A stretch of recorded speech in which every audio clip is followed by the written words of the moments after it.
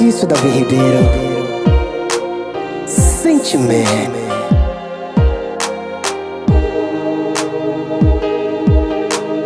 Hoje eu acordei com a vontade de mandar um texto do tamanho do mundo, mas eu não mandei. Escrevi e apaguei, escrevi e apaguei. Eu nem